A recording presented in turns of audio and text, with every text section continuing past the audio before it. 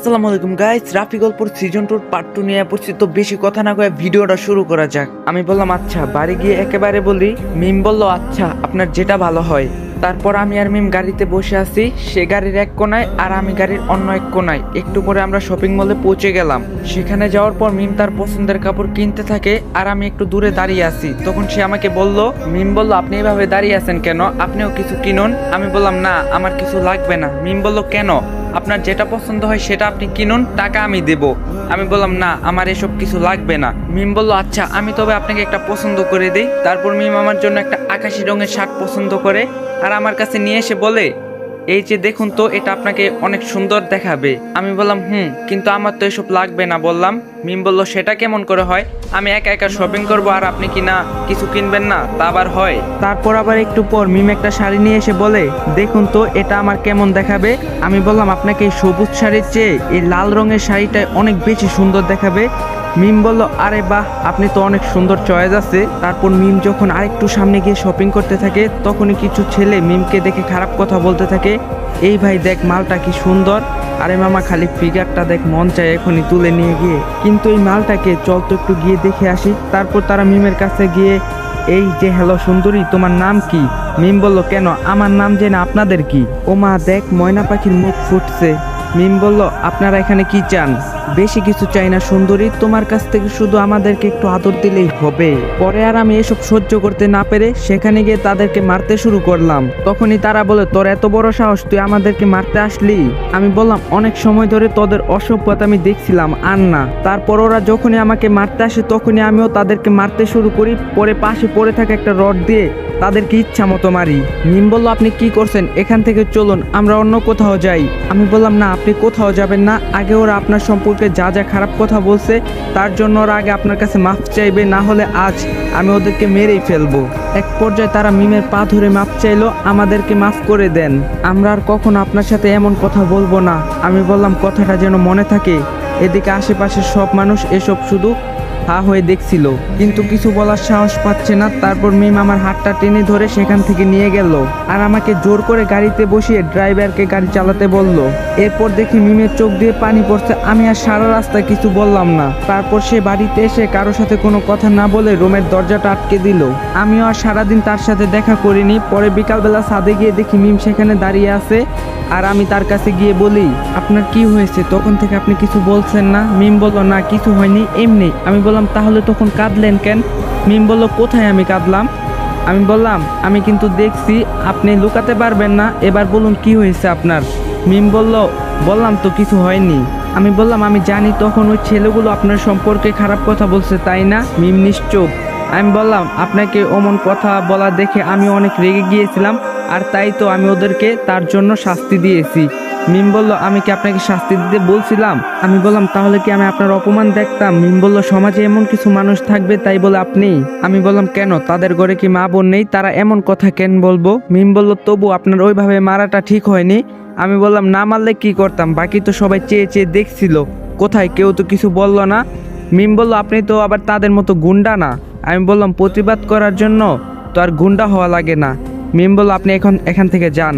আমি বললাম কেন, আপনি কি তবে আমার উপর রাগ করছেন? মিম বলল না, আপনি এখান থেকে যান। আমি বললাম আমি স্যারকে এই ঘটনাটা বলবো যে। মিম বলল কেন, বাবাকে কেন বলবেন? বাবা জানলে তো ওদেরকে। আমি বললাম কেন, ওদেরকে মেরেই ফেলবো তাই তো? আর ভাবুন আমি সেখানে আপনার একজন ভাই ছিলাম, তখন কি করতেন? মিম বলল যাক, দেখছি আপনার সাথে কথায় পেরে ওঠা যাবে না, এখন আপনি এখান থেকে যান। আমি বললাম তা আপনি নিচে যাবেন না? দুপুর থেকে তো কিছুই খাওনি।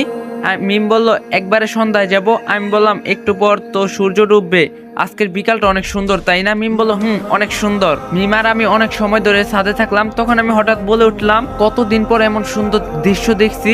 মিম বলল কেন, আগে দেখেননি? আমি বললাম দেখছি কিন্তু এমন অনুভব পাইনি। মিম বলল ও। আমি বললাম আপনি না জানতে চেয়েছিলেন আমার বাবা মা কেন আমাকে ত্যায্য পুত্র করছিল? মিম বলল চেয়েছিলাম তো।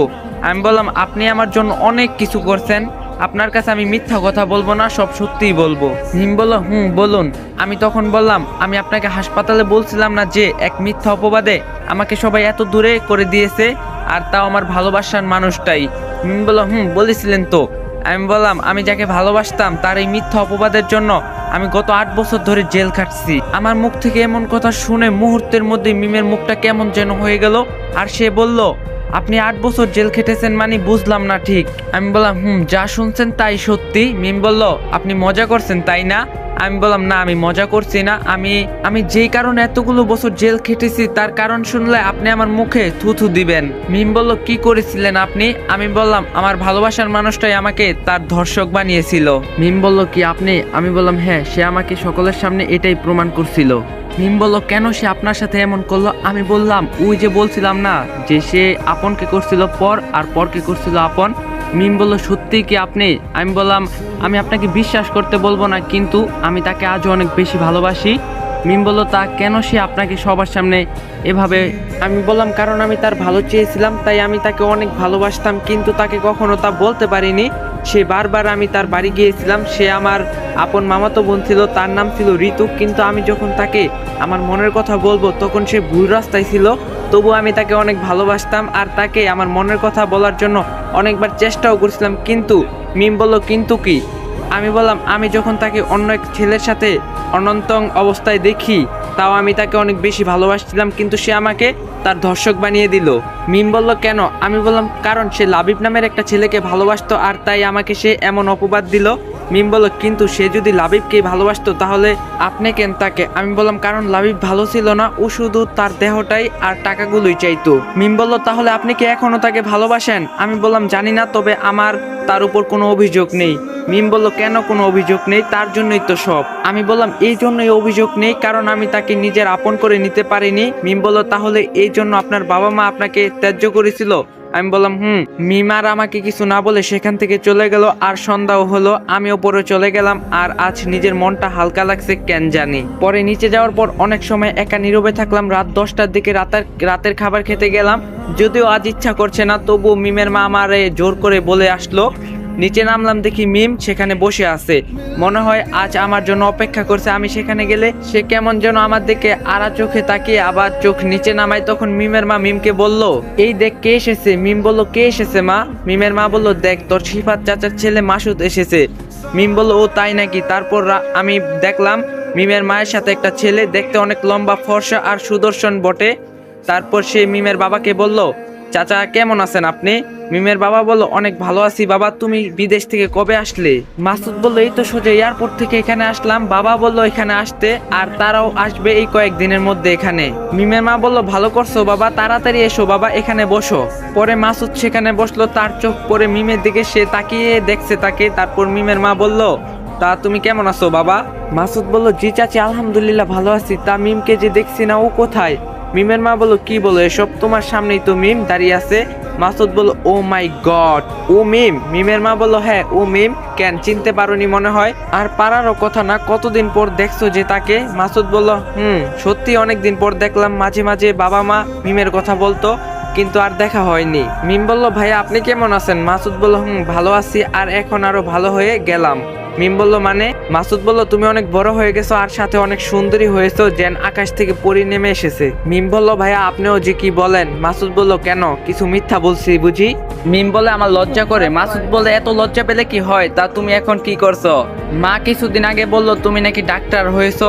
মিম বলল, হ্যাঁ এখন হাসপাতালে ডাক্তার হিসাবে আছি। মাসুদ বলল, খুবই ভালো। মিমের মা বলল, তা তোমরা কি খালি গল্পই করবে নাকি ফ্রেশ হবে? কতদিন পরে এলে, তার উপর কিছু না বলে হঠাৎ করে আসলে। মাসুদ বলল, আপনাদেরকে সারপ্রাইজ দেওয়ার জন্য না বলে আসলাম।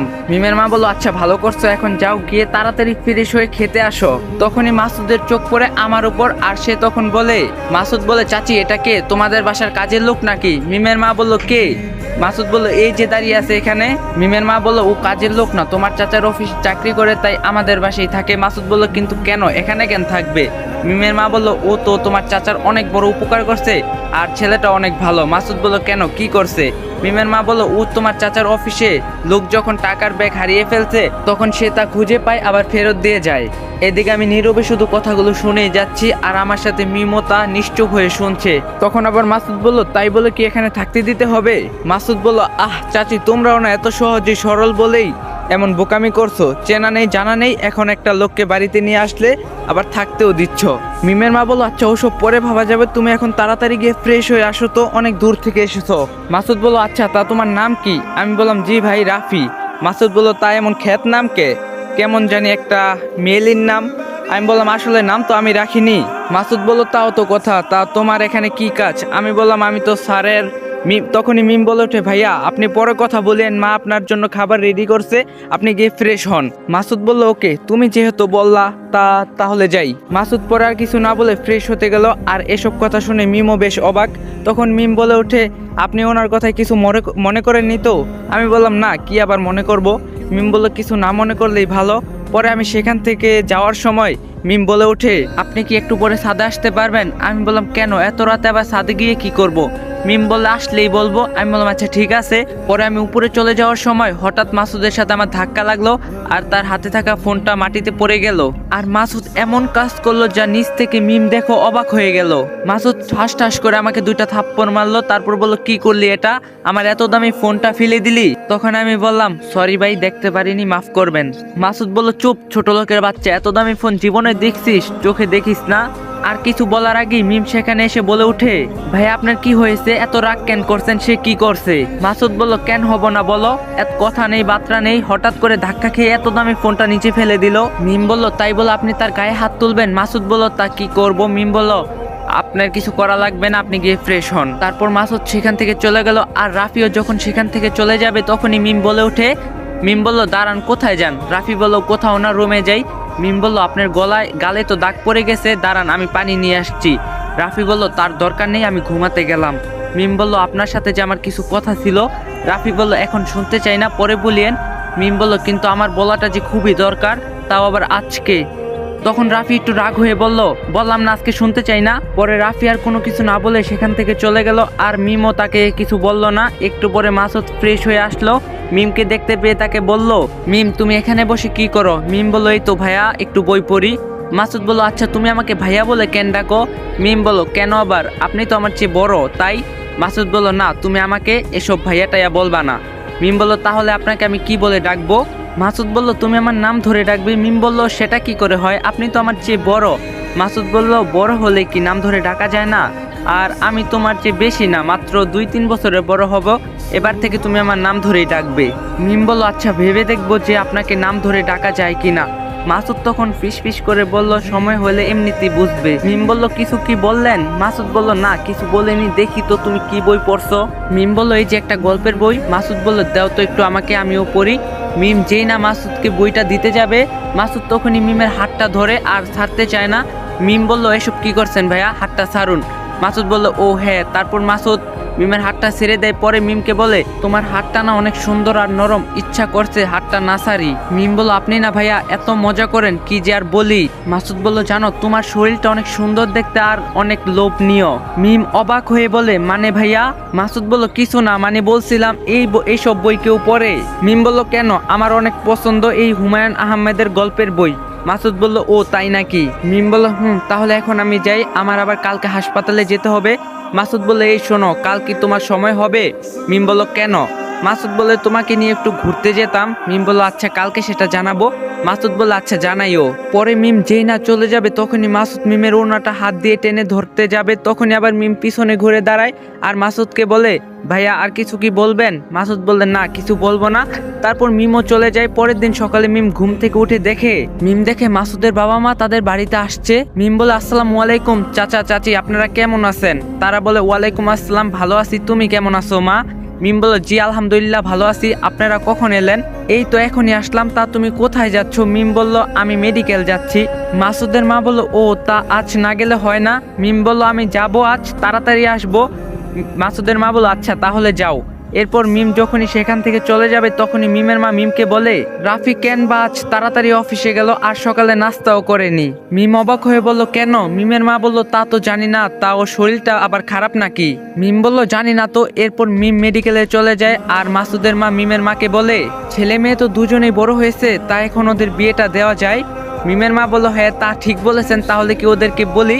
মাসুদের মা বলল মাসুদ তো মিমকে অনেক পছন্দ করে, ও তো এক পায়ে রাজি। মিমের মা বলল তাই নাকি, তাহলে তো ভালোই হয়, মিমও তাহলে রাজি। মাসুদের মা বলল, তাহলে তো আর কোনো সমস্যা নেই, আমাদের সম্পর্কটা আরো ভালো হোক। মিমের মা হাসতে হাসতে বলল, তা যা বলেছেন। অন্যদিকে রাফি ও মিমের বাবার অফিসে কাজ করছে আর তার মনটা অনেক খারাপ, বিশেষ করে মাসুদের সাথে তার রাতের ঘটনার জন্য। এরপর দেখতে দেখতে বিকাল হয়ে গেল। এখন রাফি অফিস থেকে বের হয়, সে বাসায় যাওয়ার জন্য একটা রিক্সা ঠিক করে রওনা দেয়। এদিকে মিমও মেডিকেল থেকে বাড়ি যাওয়ার জন্য গাড়ি করে বাসায় ফিরছে। হঠাৎ মিমের গাড়ি রিক্সার সাথে ধাক্কা খাওয়ার আগে ড্রাইভার জোরে ব্রেক দেয়। তারপর মিম গাড়ির জানালা দিয়ে দেখলো যে রিক্সায় রাফি বসে আছে। তারপর সে গাড়ি থেকে নেমে রাফির কাছে গিয়ে বলল, আপনি কোথায় যাচ্ছেন? রাফি বলল, আপনাদের বাড়ি স্যার, আর কোথায় যাব? মিম বলল, চলেন আজ আমি আপনার সাথে যাব। রাফি বলল, আমার সাথে যাবেন মানে? আপনি তো গাড়িতে করে যাচ্ছেন আর আমি রিক্সা। মিম বলল, আমি আপনার সাথে রিক্সা করে যাব। রাফি বলল, তা কি করে হয়, আপনি গাড়িতে করে যান। মিম বলল, আমি কিন্তু এত কথা বলা পছন্দ করি না, আমি আপনার সাথে যাব মানে আপনার সাথেই যাব। আমি বললাম, ঠিক আছে, রিক্সায় উঠুন। তারপর মিম ড্রাইভারকে গাড়ি দিয়ে যেতে বলে রাফির সাথে রিক্সায় ওঠে। রিক্সায় ওঠার পর রাফি একটু পাশে সরে যায় আর মিম সেখানে বসে রাফিকে বলে, আপনি আজ নাস্তা না করে কেন বাসা থেকে এসেছেন? রাফি বলল, এমনিই। মিম বলল, আচ্ছা আপনার কি খেতে পছন্দ? আমি বললাম, হঠাৎ এমন কথা কেন? মিম বলল, আগে বলুন আপনার পছন্দের খাবার কি? আমি বললাম, সবগুলোই আমার পছন্দের খাবার। মিম বলল, তাও স্পেশাল কিছু? আমি বললাম, না তেমন কিছু নেই। তারপর মিম হঠাৎ করে রিক্সা থামাতে বলল, আর তা দেখে আমি বললাম, রিক্সা আবার থামাতে যাবে কেন? মিম বলল, আগে রিক্সা থেকে নামুন, আমরা এখন ফুচকা খাবো। আমি বললাম, ফুচকা খাবো মানে? মিম বলল, কেন, আপনি কি এখন না বলবেন আপনার সব খাবার পছন্দ আর আমার পছন্দ ফুচকা? আমি বললাম, এতে তো দেরি হয়ে যাবে। মিম বলল, দেরি হলে তা আমি বুঝবো, আপনি এখন আসুন। তারপর রাফি রিক্সা থেকে নামে তার কথা অনুযায়ী ফুচকা খাওয়ার জন্য। তখন মিম বলে ওঠে, আপনাকে না আজকে অনেক কিউট লাগছে। রাফি বলল, কেন? মিম বলল, এই যে আজ আপনার চুলগুলো কেমন যেন বাতাসে এলোমেলো হয়ে গেছে। আমি বললাম, ও হতে পারে। তারপর মিম আর রাফি ফুচকা খাওয়া শুরু করলো। হঠাৎ করে মিমের ঝাল লাগে আর সে পানি খুঁজতে খুঁজতে সামনে যাবে, তখনই তার পায়ে ছুরির মতো কিছু একটা লাগে আর সে চিৎকার দিয়ে ওঠে। তারপর রাফি দেখতে পায় তার পা দিয়ে অনেক রক্ত বের হচ্ছে। রাফি সাথে সাথে তার ফুল হাতা শার্টের কিছু অংশ ছিঁড়ে মিমের পা বেঁধে দিল। রাফি অনেক ভালো করে তার পায়ের কাপড় বাঁধলো। মিমের পা থেকে রক্ত বের হওয়া বন্ধ হলো আর মিম শুধু রাফির দিকে চেয়ে আছে। পরে রাফি বলল, আপনার কি এখন ব্যথা কমছে? মিম বলল, আর ব্যথা নেই, আর পাও একেবারে ভালো হয়ে গিয়েছে। রাফি বলল, না সেটা বললে হবে না, আপনার পা আরো ভালোভাবে বাঁধতে হবে, এখনো একটু একটু রক্ত বের হচ্ছে। মিম বলল, রক্ত বের হবে না, আপনি আছেন তো? রাফি বলল, আমি আছি মানে? মিম বলল, কেন, আপনি আমার পা নিজের শার্ট ছিঁড়ে বেঁধে দিলেন, তাই তো পা আরো ভালো হয়ে গেল। রাফি বলল, আচ্ছা তাড়াতাড়ি এখন বাড়ি চলুন, আপনার রেস্ট দরকার। মিম বলল, না আমি এখন বাড়ি যাব না। রাফি বলল, কেন যাবেন না? মিম বলল, আপনাকে আমার কিছু কথা বলার যে ছিল। রাফি বলল, তা এখন বলুন। মিম বলল, না এখানে না, পাশে একটা পার্ক আছে আর তার পুকুরের পাড়ে না হয় বলি। রাফি বলল, কিন্তু আপনার পা তো কেটে গেছে। মিম বলল, সমস্যা নেই, আমি নিজে হেঁটে যেতে পারবো। রাফি বলল, না তা দরকার নেই, আপনি তাহলে পরে বলিয়েন। মিম বলল, না আমি আজই বলবো। আমি বললাম, আচ্ছা সাবধানে চলুন। তারপর মিম নিজে নিজে কষ্ট করে হাঁটতে শুরু করে। তারপর রাফিও তার সাথে যায় পার্কের পুকুর পাড়ে। মিম যেই না পার্কে যায় তখনই বলে, থামুন এখানেই বসি। রাফি বলল, আচ্ছা। পরে রাফি আর মিম পার্কের পুকুরের পাড়ে বসলো। রাফি বলে, এখন বলুন কি বলবেন? মিম বলল, আমি যা বলবো তার কিন্তু সব সঠিক উত্তর দিবেন। রাফি বলল, আচ্ছা আগে বলুন। মিম বলল, আপনি কি ঋতুকে এখনো ভালোবাসেন, যার জন্য আপনি 8 বছর জেল খাটছেন? এ কথা শুনে রাফি অবাক হয়ে গেল। মিম তাকে হঠাৎ করে এ কথা জিজ্ঞাসা কেন করছে? তখন রাফি বলে, কেন? মিম বলল, না বলুন আগে। রাফি বলল, জানি না। মিম বলল, আপনাকে আজ বলতেই হবে, আপনি কি তাকে এখনো ভালোবাসেন? রাফি বলল, হয়তো বা না, এখন হয়তো আর সে আমার নেই। মিম বলল, সত্যি ভালোবাসেন না তো? রাফি বলল, বললাম তো, হয়তো না। মিম বলল, তাহলে আপনার মনে আর কারোর জন্য জায়গা নেই তো? রাফি বলল, আপনি আছে এগুলো কেন বলছেন? মিম বলল, কারণ আমি তোমাকে অনেক বেশি ভালোবাসি Rafi, I love you Rafi. এ কথা শুনে রাফি পুরো আকাশ থেকে পড়ে। রাফি বলল, আপনি এসব কি বলছেন, আপনি পাগল হলেন নাকি? মিম বলল, হ্যাঁ আমি পাগল হয়েছি, আর আমি তোমাকে নিজের করে পেতে চাই। রাফি বলে, এটা কখনোই সম্ভব না। মিম বলে, কেন সম্ভব নয়? প্রথম দিন তোমাকে টেনে দেখছি তখনই তোমার প্রতি আমার ভালো লাগা কাজ করে, আর যখন তুমি আমার এত কাছে থাকতে শুরু করলে তখন আমি আর চাই না তোমাকে হারাতে। রাফি বলল, এটা কখনোই হবে না, কারণ আপনারা অনেক বড় লোক, আর আপনি আমার সম্পর্কে কি জানেন? মিম বলল, তোমার সম্পর্কে আমার কিছু জানার দরকার নেই, শুধু জানি আমি তোমাকে ভালোবাসি আর তোমারও আমাকে ভালোবাসতে হবে। রাফি বলল, আমি জানি আপনি আমার জন্য অনেক কিছু করছেন, যার ঋণ আমি হয়তো কোনোদিনও শোধ করতে পারবো না, কিন্তু তাই বলে আমি আপনাকে ভালোবাসতে পারবো না। মিম বলল, কেন তুমি পারবে না? আমাকে একটু বোঝার চেষ্টা করো তুমি। রাফি বলল, আমি কি বুঝবো, আমার আপনার সাথে যায় না, কোথায় আপনি আর কোথায় আমি? মিম বলল প্লিজ রাফি তুমি আমার বোঝার চেষ্টা করো, আমি তোমায় সারা বাঁচবো না। রাফি বলল আপনি আমাকে মাফ করবেন, আমি আপনাকে ভালোবাসতে পারবো না। এই কথা বলে রাফি সেখান থেকে যেই না চলে যাবে তখনই মিম আবারও বলে, মিম বলল তুমি যদি আমায় ভালো না বাসো তাহলে তুমি কারো হতে পারবে না। তারপর মিম রাফিকে ছেড়েই সেখান থেকে চলে গেল আর মিম পরে নিজে নিজে তার বাড়িতে যাওয়ার জন্য রওনা দিল। কিন্তু রাফি সেখানে আরো কিছুক্ষণ সময় নীরব হয়ে বসে থাকলো আর মিমের চলে যাওয়া দেখে অন্যদিকে মিমের মা আর মাসুদের মা বসে গল্প করছে। এদিকে রাত 9টার মতো বাজে। তখন মাসুদের মা বলে অনেক রাত তো হলো, মিম তো এখনো আসলো না। মিমের মা বলল ও তো প্রতিদিন সন্ধ্যার মধ্যে আসে, আজ কেন বা এখনো এলো না।